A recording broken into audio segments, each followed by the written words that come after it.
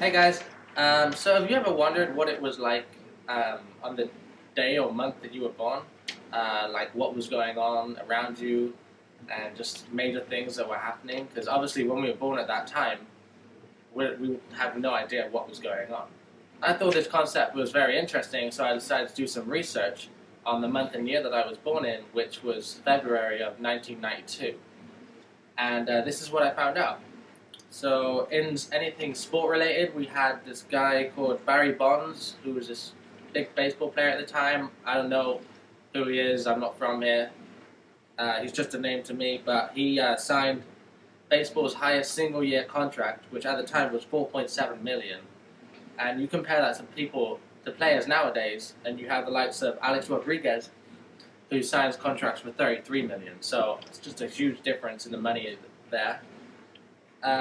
We have at the time we had the World Cup. Sorry, not the World Cup. The Olympics going on. So we had a few world records being broken, such as Kieran Perkins, who's from Australia. He swam the world record for the 1500-meter men's freestyle with a time of 14 minutes and 32 seconds. That is now broken by Sun Yang of China, who broke that in 2012. With a time of 14 minutes and 31 seconds. So just about a second difference, but that kind of just outlines the advancements made in swimming, such as the training methods, any kind of technology regarding their swimwear, stuff like that. So there's improvement there. There was a athlete called Bonnie Blair who won the first Olympic gold medal for USA in the 1992 Olympics.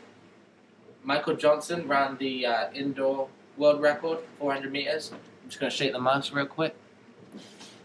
With a time of 44.97 seconds.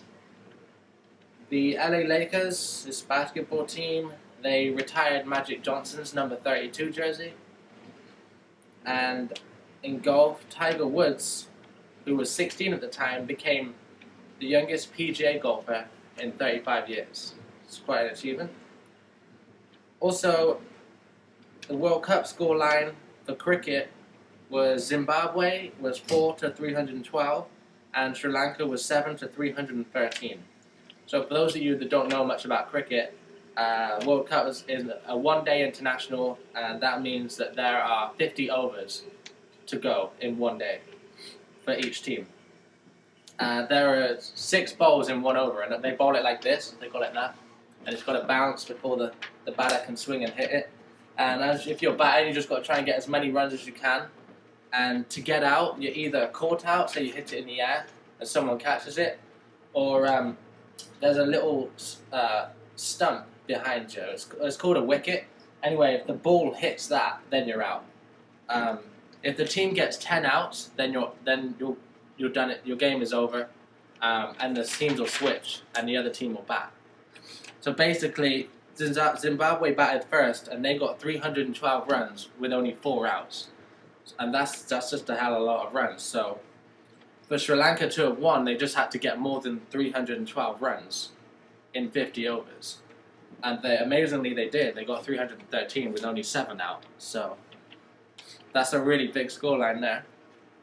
The music at the time, there were 2 songs that made it to number 1 in the US. One of them was called I'm Too Sexy by Right Said Fred. I think it's kind of fitting that that song made it number 1 in the month I was born. I'm just kidding, but whatever. And there was another song called To Be With You by Mr. Big that also made it number 1. I've never heard any of these, but okay. Other things, such as gas prices, were as low as 99 cents. That's amazing to think of right now. On the 7th of February, Mike Tyson testified his rape trial, and then on the 10th of February, he was convicted of rape. So, easily a month to forget for Mr. Tyson. And one major international event that occurred at the time was called the Khojaly Massacre. Khojaly is a little town in Azerbaijan. I'm just going to move the mouse again real quick. It's a little town in Azerbaijan, and it was in the midst of this huge regional war that was going on at the time. can't remember what it's called, but anyway, the Armenian army blocked off all the southern roads to get to this town. So this town eventually became just isolated. So much so that for someone to safely get into the town, a helicopter was required because there was no other way of getting in. Everything was just cut off. Everything like the power lines and any food supply or any goods and the water supply was also cut off.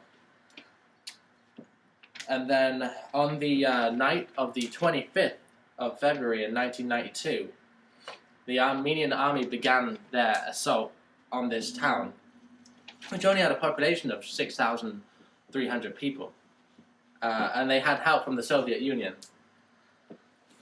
This town became surrounded, and there was only one path that was left to escape. So in the night, some of the people of the town were able to flee. However, the next day, journalists came to the town, and they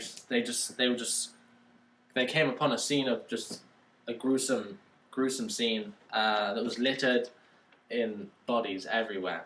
They found that there was powder around the gunshot wounds, which tells us that they were shot at point-blank range.